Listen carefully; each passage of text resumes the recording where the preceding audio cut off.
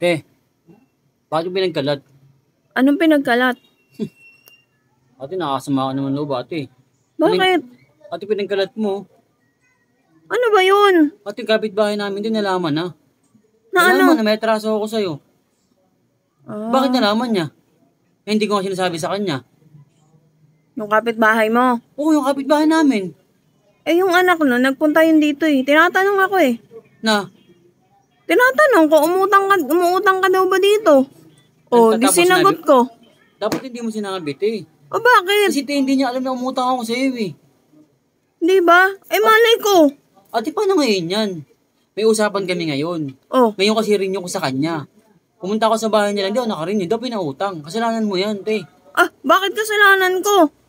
Ay, yung tao, yung kaibigan mo, nagpunta lang dito, nagtatanong. O, di syempre, sasagutin ko. Ate, alam mo yung perang inutang ko sa kanya?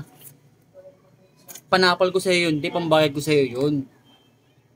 Oh. Nalaman niya ng ano, nalaman niya may atraso ako sa'yo. Hindi na ako pinautang, te.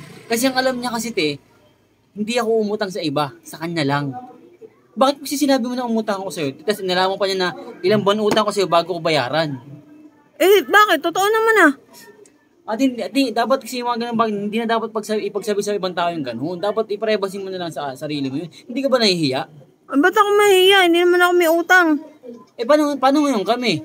Paano kasi makakabayad? Oh, Eh, paano nga? Eh, bahala ka. Gawan mo ng paraan yan. tapos yung isa pang ano namin, kapitbahay namin, kaibigan ni Mama, nalaman din, te. Sino yun?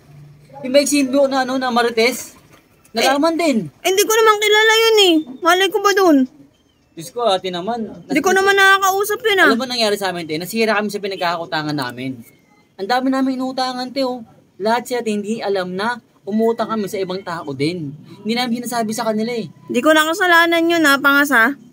Ate, ginagawa namin, recycle lang ginagawa namin sa mga pera, eh. Pag kami nakutang sa kabila, ibabayad namin sa kabila. Pag kami nakabayad, utang kami sa kabila ulit. Oh, paano ngayon ako? Eh, te, wala, hindi kita makabayaran. Kasalanan mo kasi yan, te. Ba't kasalanan ko pa?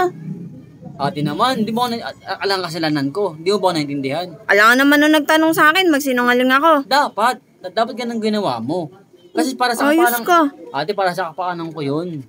Para pautangin nila ako. Oh, ngayon, kung halimbawa hindi niya nalaman at nakakutang ko sa kanya, makakabayad ako sa ngayon ng utang ko sa'yo. O paano ngayon yan? Paano makakabayad? Wala akong ano pera. Eh, malay ko, bahala ka, labas na ako dun. Malay ko bang, Ate, yun, oh. pagchichismisan ka ng mga yan. Alam mo naman sa may labas, ang dami na CCTV na buhay eh. Alam mo naman yun, di ba? Ang dami CCTV sa inyo. Yung mga nakatambay dyan, CCTV. Buhay na buhay yun, te. Pag may nalaman sila na balita tungkol sa akin, te, kakalat na yan, te.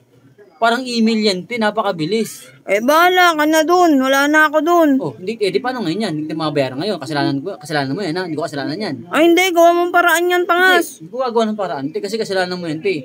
Lahat ng pinag-utangan ko, te, nasira na ako. Hindi na makakaulit. Tubos ng mukha mo, Eh, kung gusto bayaran mo ako. Hindi kita makabayaran, te. Kung gusto mo, magreklamo ka na lang. O tsaka mo kontak pag nakapagreklamo ka na. Hindi tayo mag-usap. Reklamo, talaga re-reklamo kitang Sa mukha buisit mo. ka.